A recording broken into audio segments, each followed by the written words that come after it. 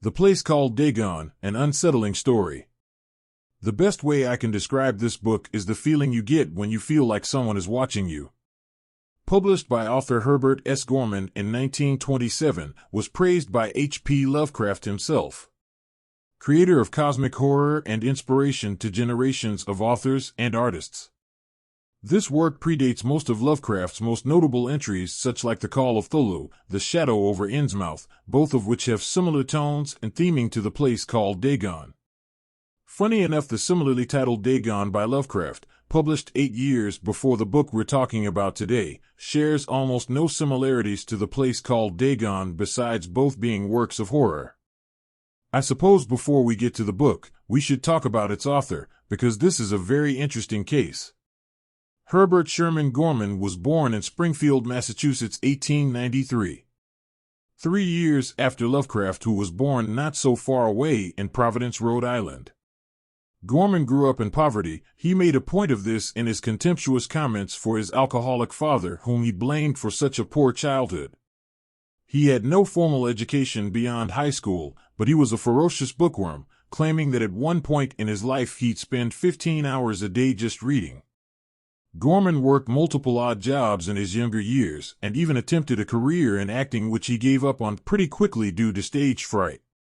Eventually, he found his place as an author and book reviewer after getting some of his poems published and getting hired by his local newspaper.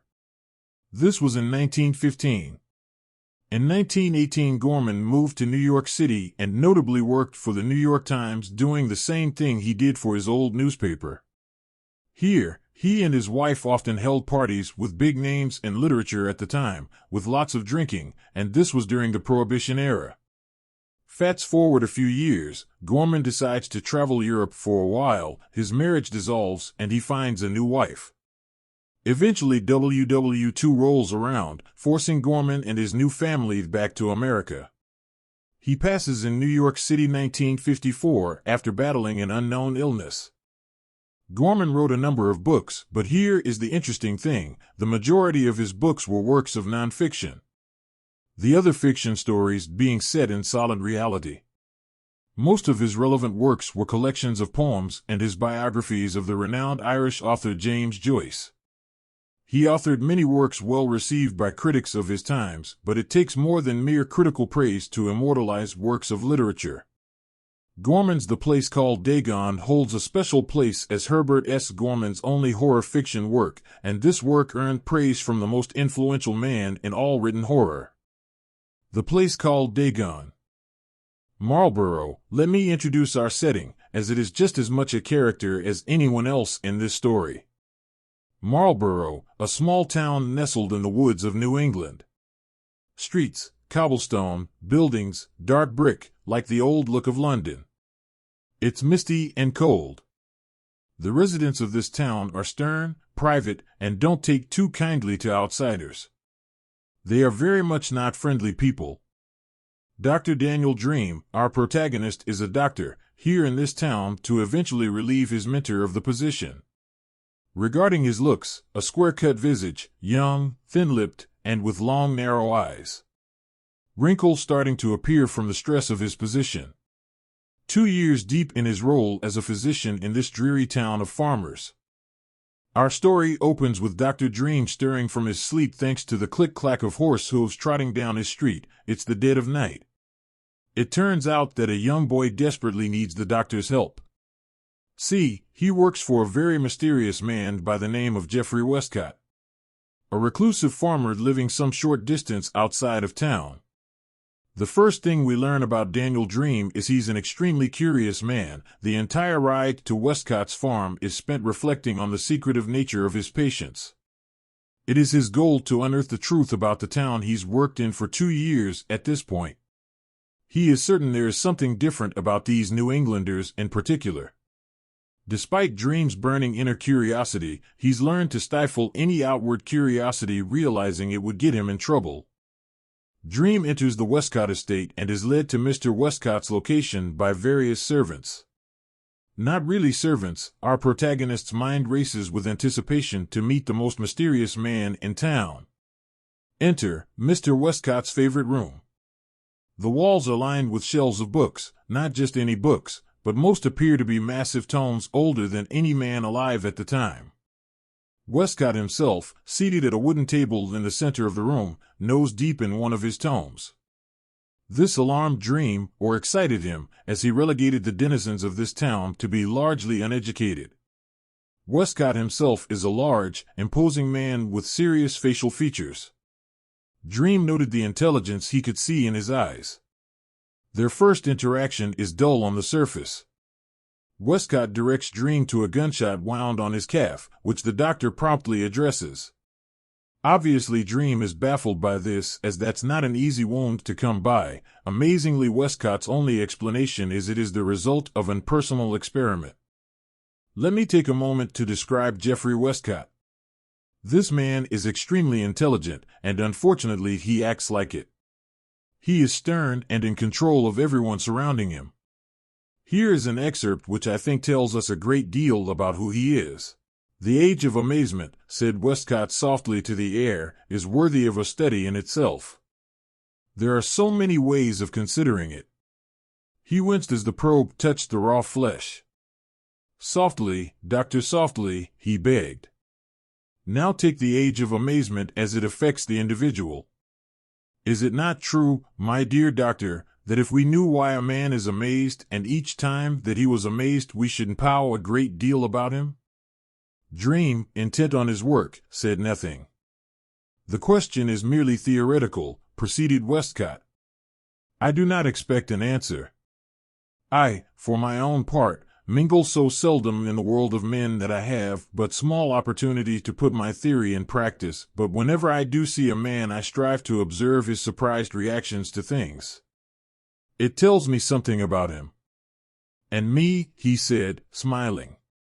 "What have you learned about me in the few minutes that I have been here?" "Your reactions of surprise were obvious," he answered, cocking his head to one side. He began to count the points off on his fingers. "Number 1. You were amazed at finding so excellent and unexpected a library here. I gather from that your idea of the literacy of this part of the world is not high. I agree with you in the main, but there are exceptions everywhere, Doctor. You were also amazed at finding in me a man not wholly a stranger to the subtleties of the mind. I may be flattering myself in this assumption, but I do not think so. In other words, you had thought of me as a mysterious, surly, country clodhopper." Westcott goes on to point out Dream's piqued curiosity. Needless to say, both men exit the encounter with adversarial thoughts about each other. Naturally, since one man is obsessed with control and power, and one man is a hopeless seeker of truth, one is bound to undermine the other. This is the premise and kicker for the entire story. I'll be honest, the first half of this book really reads like a mystery novel. And for the era, it has some pretty modern themes. Most notably, the idea of relationships and the reality of infidelity. Keep in mind this was published in 1927. I didn't mention this earlier, but while Dream was patching up Westcott, his wife walks in. A beautiful dark-haired woman many years younger than Jeffrey Westcott himself. Dr. Dream, and of course he didn't express it, but he was floored by her beauty and presence when he first saw her, despite the two not even exchanging words. Over the next coming weeks, Dream decides he has to get closer to this woman. In complete disregard for the sanctity of their marriage, Dream sneaks onto the farm and strikes up a conversation with this woman, whom we find out is Martha Westcott. The two grow close, frequently sneaking around to spend time with each other. Both dream of bigger things. Eventually, the two are close enough that Martha feels she can finally share the truth about her husband. It's an evil house, dominated by an evil man. She shares this about her husband. He directs destinies, she went on. He lets nothing stand between him and the objectives he has planned for himself. Not even me. Least of all, me. He has great power over the minds and futures of people when he chooses to exercise it. It is impossible to be independent with him. Once inside the walls of his house, there is no individuality left to the visitor, or rather the intruder, for no one enters his house except intruders. He spreads like a great force over everything. Freedom becomes a secret possession then, something to be cherished darkly at one's bosom. It is only in an escape from that house that one may assert one's unique unity. It is by slipping away that I keep myself sane. I have slipped away now. He is busy at his books, and the new girl moving about will, perhaps, seem to be me. I probably don't have to tell you this at this point, but the novel itself is beautifully written, which is why I feel compelled to share certain excerpts rather than giving you a pale paraphrase of it. Martha eventually reveals to Dream a theory pivotal to the tone of the story. It is Martha's own opinion that her husband, with all his books, is attempting the genesis of a new religion. That, in fact, he wishes to fashion a new god in his own image, or at the very least resurrecting an old god. There's something very interesting about this novel. The truth is, this novel isn't just a fantasy narrative, but an exploration of philosophies. Throughout the story, we receive many monologues commenting on the nature of humans, of life, and the universe. Martha's a deeply damaged character, and an amazing one at that. As a young girl, she was adopted by Geoffrey Westcott. He took her with him on his travels throughout Europe in his obsession for occult knowledge. Unfortunately, he forced her to marry him not for love, for neither of them have ever felt love for the other, but for the sake of Geoffrey's convenience.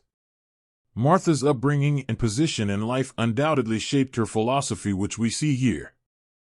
Yes, she said, low, husky, half passionately. I have my philosophy of living. It is to drink to the dregs the opportunities vouchsafed us by time, to take advantage of that cruel jailer, destiny, and fool him at every turn. We are born free, and we should live free. Our blood whispers messages to us, and we should answer those low calls that ring in our ears if we are to vindicate ourselves to ourselves. Have you ever rested your head against a woman's breast and heard the blood racing furiously through all its arteries? What are we put into the world for? We are the fruit of suppressed joy, are we not? It is the liberation of self for which we are ordained. There is only one way of being actually free, and that is to surmount the 1,001 petty laws and dogmas that hedge us about. We speak constantly of obligations, but what do we mean by them? Do we mean the suppression of our free instincts and the obliteration of our integrity before the selfish demands of another's welfare and peace of mind? Is not that a slavish instinct? What is our debt to humanity but the reverse of humanity's debt to us? There is a freedom based upon the destruction of all laws, political, religious, and moral, a freedom where we may tread the earth as gods in a great tranquil equality, and it is to that freedom that I turn my face. If I am free in myself, if my thoughts and secret passions move as they please, why not this flesh which ill carry travel and freedom also? This is profound. Gorman expresses ideas taboo and revolutionary not just for 1927 but even today, and he does this through a female character. He even goes so far as to cast our protagonist in an antagonistic, foolish light for a bit in that Dream is taken aback by Martha's free-thinking strong will. Mistakenly, and offensively I might add, boiling her philosophy down to anarchy. She even calls him out as a coward for not being more aggressive about uncovering the truth and standing up to her husband. Dream continues his investigation with intense fervor. Come to find the town reverend, a man named George Burroughs, and Geoffrey Westcott have been conducting occasional meetings. This is a hyper-religious town. Everyone goes to church every Sunday. So when the Reverend is communing with an occult-obsessed, power-obsessed sociopath in Geoffrey Westcott, there's undeniable cause for concern. There's an important fact I've left out until this point. Earlier in the story, Dream learned from his mentor that Marlborough is particularly special in that practically all residents of this town are direct descendants of the settlers who founded this community 200 years prior. No new blood has settled here. Why is that? Perhaps the residents of this town have tried their best to drive prospective residents away by feigning a boring, sleepy, xenophobic town. Of course, with Westcott and the together Reverend working together. All the eyes they have, they know of Dream's increasingly bold snooping. Eventually leaving threatening letters and showing up uninvited for passive-aggressive, tense dinners. I haven't brought it up, but Dream doesn't live alone. He lives in the company of the Slater family. A hard-working, stern farmer family whom he shares breakfast and dinner with every day. And it is during one of these dinners, where the Reverend showed up to make Dream uneasy, that an ordinary farmer busts in through the door screaming for Dream. A body lay just off the road outside of town. Of course, Dream, partly as part of his occupational duty and part his insatiable curiosity, rushes to the scene to discover the body of Jeffrey Westcott's head farmhand, Wagner. This is the man who led Dream to Westcott's room at the start of the book. It's a grisly scene. The back of Wagner's head had been struck with an axe just above the base of the skull, but this wound didn't appear to be enough to kill him instantly. His eyes were torn out of his skull, and wooden pegs were driven into the empty sockets. In the still clenched hand of Wagner, a small piece of paper. And drawn on it was the visage of a goat's head with some anthropomorphic features. Obviously, this is either a warning or a signal of some kind, perhaps a message to other members of a mysterious cabal waiting to be summoned. During one of Dr. Dream's final meetings with Martha, she informed him that she overheard Jeffrey Westcott conversing with a mysterious figure, who we now know to be Reverend George Burroughs. What she heard chilled her to the bone. Westcott said to the Reverend, "I tell you she'll do." At the place called Dagon. Reverend began his reply, but Martha could only make out the master before they closed the door, and she could eavesdrop no longer. The rest she could make out was a monotonous preaching in an unknown language. Dagon haunts Dream as his obsession turns toward the purpose of this location. One night, during one of Dream's scheduled meetups with Martha, he steps into the ruins of an old mill which they had become accustomed to, full expecting Martha to be waiting for him. Instead, he is greeted by none other than her husband Jeffrey Westcott.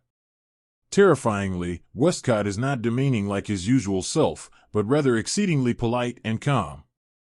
Invariably, Dream asks about his wife, only to find out she's been detained, whatever that means. Westcott takes the time to warn Dream that he ought to leave Marlborough lest he be pushed out in a manner humiliating to him. Dream snaps back, arguing he only worries that our good doctor is going to unveil this town's secrets. This sets Westcott off, and he roasts the hell out of Dream. "You fool! You fool!" he cried, in a strained, raucous voice. "That's it. You must be made to leave this valley even if you are carried out of it." Dream laughed shortly. The blazing eyes of Westcott moved closer to his face. "Do you think we care one tinker's damn about you?" he shouted. "Do you flatter yourself that we are afraid of you? You simple idiot. We are doing our best to get rid of you without hurting you. You mean nothing to us. You are stumbling about in the darkness and don't know where you are.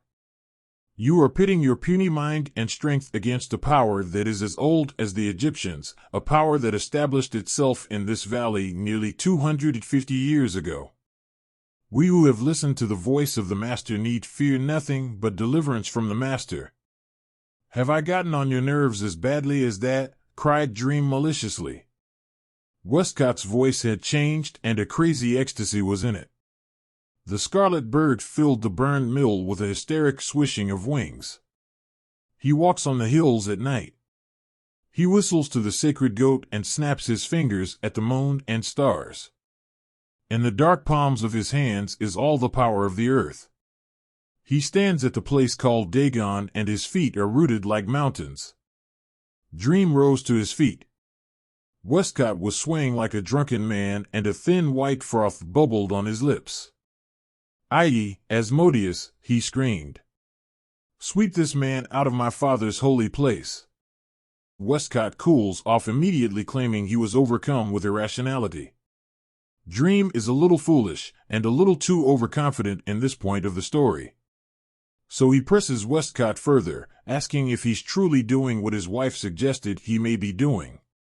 Is he fashioning himself a new god? At this we receive the most revealing monologue of the story. Westcott raves about his ambitions, as if Dream isn't even there.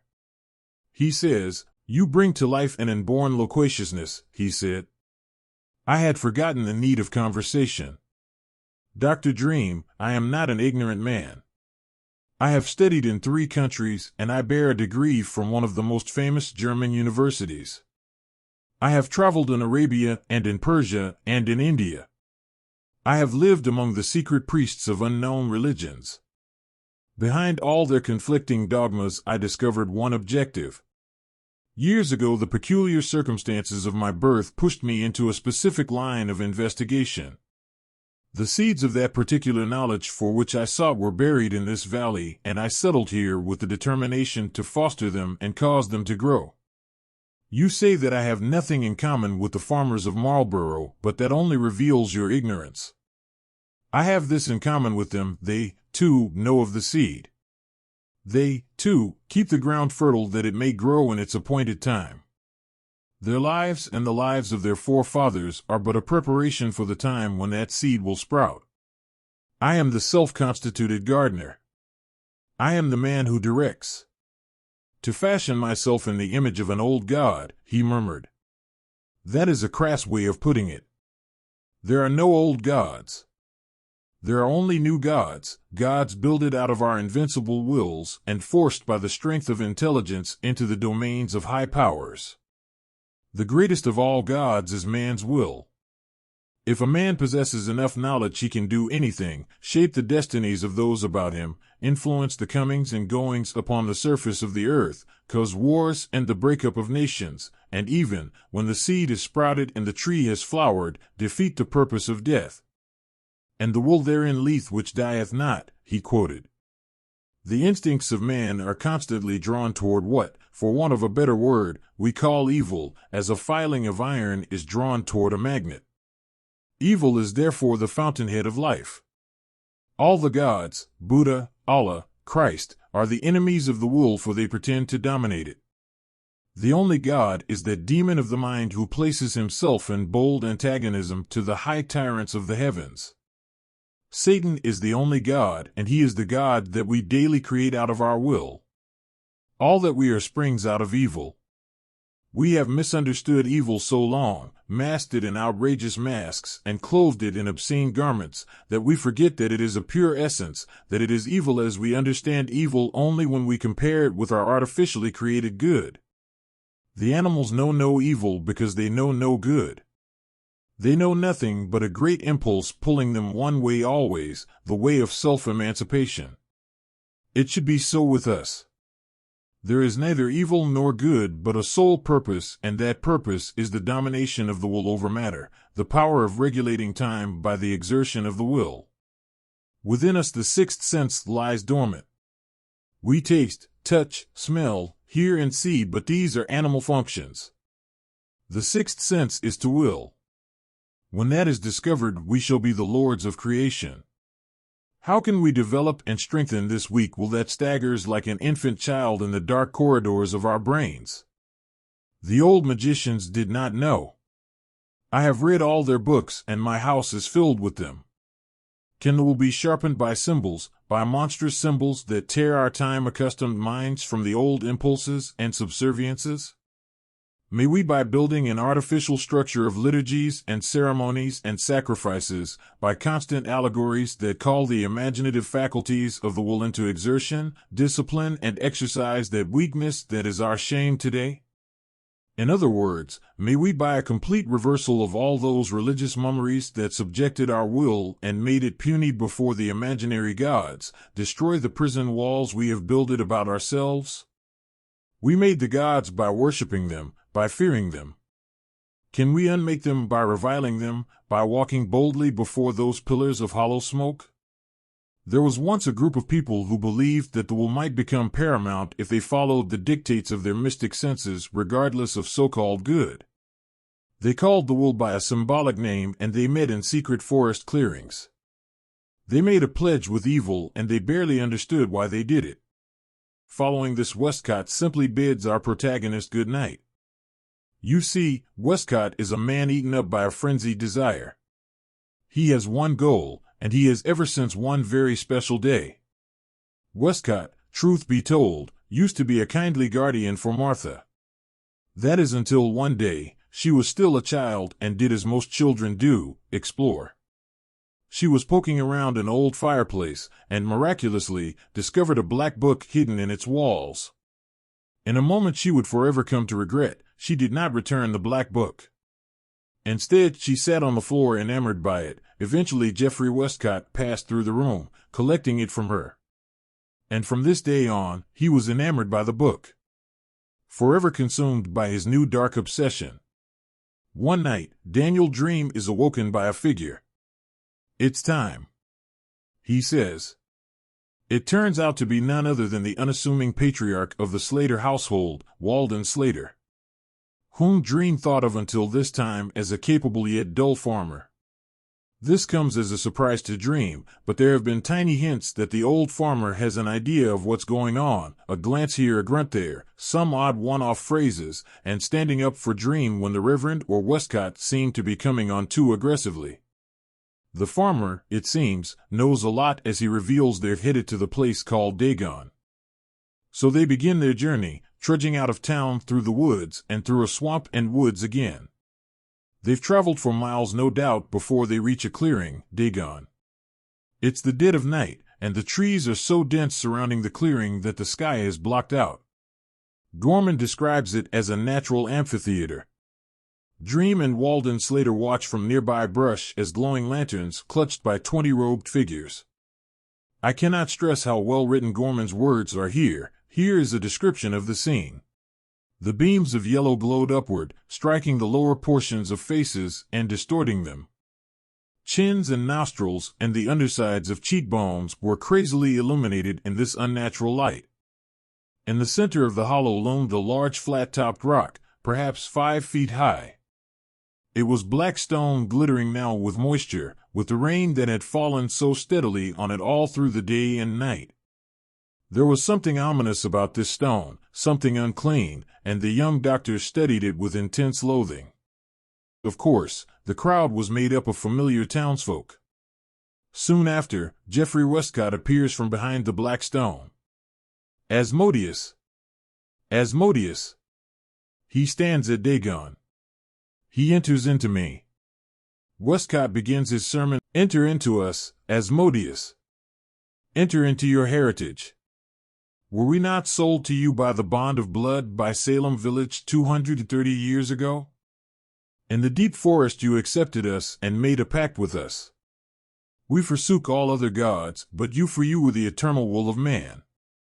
Though we have slept for generations, the ancient pact still holds. Under this rock lies the testimonial of the bones. The bones cry out to you, Asmodeus. We cry out to you." He urges the crowd to repeat his words. Here's the sad part. Dream believes that it's through nothing but Westcott's powerful personality that he's convinced these men and women to join him tonight, that they only follow because he entranced them so. I myself don't believe that anyone would have made this trek if they didn't want this. The dark sermon continues, and Westcott has a young boy possessed, and from him a deep voice bellows. The boy passes out from exhaustion.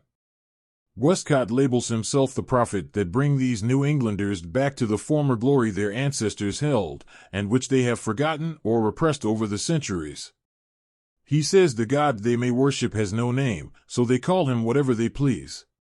They can have glory, and feast, and power if conditions are met. I know I've been reading so many excerpts, but I would be remiss if I did not share this chilling passage. I have no doubt this is one of the sections which left a lasting impression on Lovecraft. "You have heard," he said. "You have heard the voice from the bones, the voice of your ancestors speaking. You have heard how good life was when the children of the Master first came into this valley. And how have you fallen away from that high estate? How have you lost that greatness when you walked like the sons of the morning? The years have come between you and the Master, and you have fallen away from that source of all power. You bend weary backs over meager farms and live from hand to mouth, and your heritage is just beyond you in the shadow of time. You have but to reach out your hands and take it. Instead of this, you deny the impulses that are in your blood and avoid the final gestures that would liberate you from the entangling bonds of fear and superstition and false gods. There is no other God but the Master. He alone exists, and He alone is the tower of your strength. The Master sums up all things in Himself.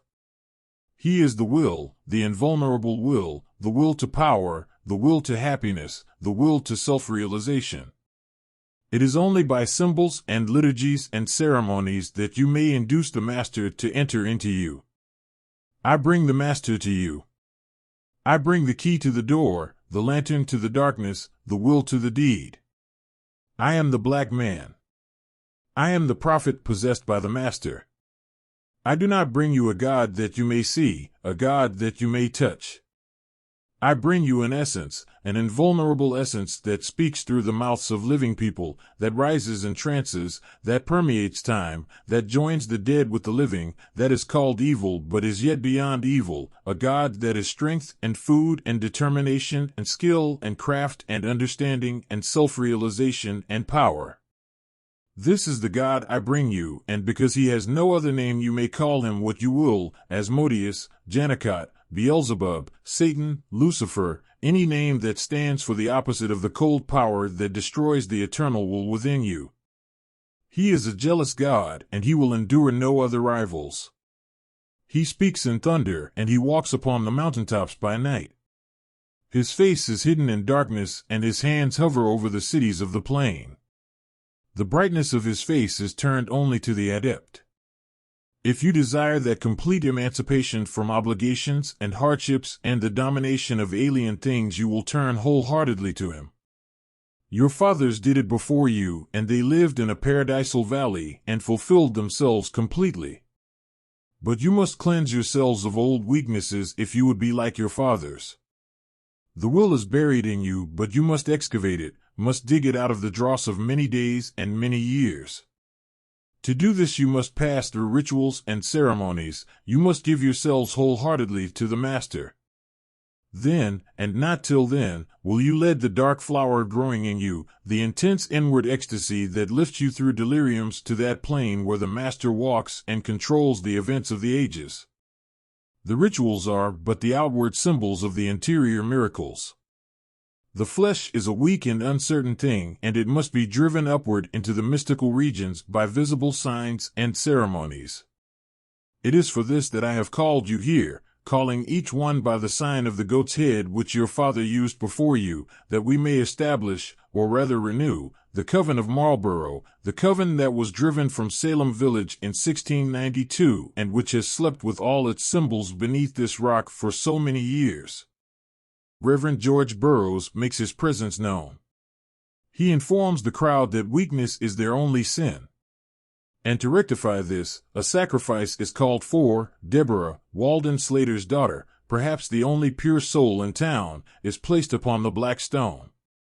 Martha Westcott, of all people, hands the Reverend a sacrificial blade. Dream has been frozen with terror and disbelief this entire time, with Walden biding his time. As the Reverend raises his blade to the sky, pointed downward and ready to strike, he calls out and a thunderous clap is heard. Blood gushes from the Reverend's neck as he collapses to the floor. Walden fired the shot. Immediately Dream charges into the crowd, grasping Deborah's limp body and carrying her off into the trees. Westcott runs off during the chaos. The safety of his black book is his priority. Dream frantically asks Walden what happened. He replies grimly, "Judgment Day." H.P. Lovecraft had this to say about the novel, which relates the dark history of a western Massachusetts backwater where the descendants of refugees from the Salem witchcraft still keep alive the morbid and degenerate horrors of the Black Sabbath. He praised the novel. And it is believed this work influenced Lovecraft's The Dunwich Horror and The Shadow over Innsmouth, among others. Gorman never published another horror story, or even supernatural stories. But his experimental foray into the genre has undoubtedly left a lasting impression on horror literature, directly influencing Lovecraft and secondarily through him. Gorman, clearly, hasn't received proper recognition or credit nearly 100 years after publishing this unknown yet influential work. And I hope that, through sharing this, we can gain a greater understanding of the genre and the known as well as the unknown progenitors of the literature we enjoy today.